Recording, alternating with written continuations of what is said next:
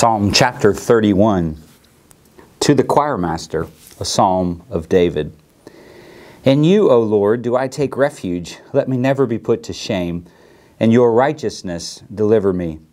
Incline your ear to me. Rescue me speedily. Be a rock of refuge for me, a strong fortress to save me. For you are my rock and my fortress, and for your name's sake you lead me and guide me. You take me out of the net they have hidden for me, for you are my refuge. Into your hand I commit my spirit. You have redeemed me, O Lord, faithful God. I hate those who pay regard to worthless idols, but I trust in the Lord. I will rejoice and be glad in your steadfast love, because you have seen my affliction. You have known the distress of my soul, and you have not delivered me into the hand of the enemy. You have set my feet in a broad place. Be gracious to me, O Lord, for I am in distress. My eye is wasted from grief, my soul and my body also. For my life is spent with sorrow, and my years with sighing. My strength fails because of my iniquity, and my bones waste away. Because of all my adversaries I have become a reproach, especially to my neighbors, and an object of dread to my acquaintances. Those who see me in the streets flee from me. I have been forgotten like one who is dead. I have become like a broken vessel. For I hear the whispering of many, terror on every side, as they scheme together against me, as they plot to take my life. But I trust in you, O Lord. I say, you are my God. My times are in your hand. Rescue me from the hand of my enemies and from my persecutors. Make your face shine on your servant. Save me in your steadfast love. O Lord, let me not be put to shame, for I call upon you. Let the wicked be put to shame. Let them go silently to Sheol. Let the lying lips be mute, which speak insolently against the righteousness and pride and contempt. Oh, how abundant is your goodness, which you have stored up for those who fear you and worked for those who take refuge in you in the sight of the children of mankind. In the cover of your presence, you hide them from the plots of men. You store them in the shelter for the strife of tongues. Blessed be the Lord, for he has wondrously shown his steadfast love to me when I was in a besieged city. I had said in my alarm, I am cut off from your sight, but you heard the voice of my pleas for mercy when I cried to you for help. Love the Lord, all you his saints. The Lord preserves the faithful, but abundantly repays the one who acts in pride. Be strong and let your heart take courage, all you who wait for the Lord. Well, hello again and welcome back to our study of the Psalms. And today, as we just read, we are in Psalm chapter 31. Psalm 31 is a fairly lengthy psalm, 24 verses, and there's so many different places that we could go. But today I just want to focus in on a few verses of this psalm. Specifically, I want to start in verses 14 and 15. It's here that David says, but I trust in you, O Lord.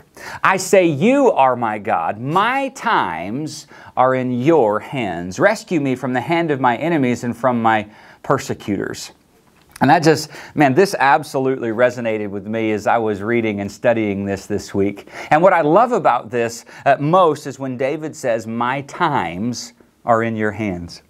You see, all throughout this psalm, the psalmist is talking about how he's being attacked, how he's being persecuted, how he's being pursued by his enemies. In fact, many scholars believe that the rebellion of his own son Absalom is the background for this psalm. So think about that. His own son is attacking him, and yet in the middle of all of that, David lifts his eyes to heaven and says, I trust in you, God. You are my God, and my life and my time is in your hands.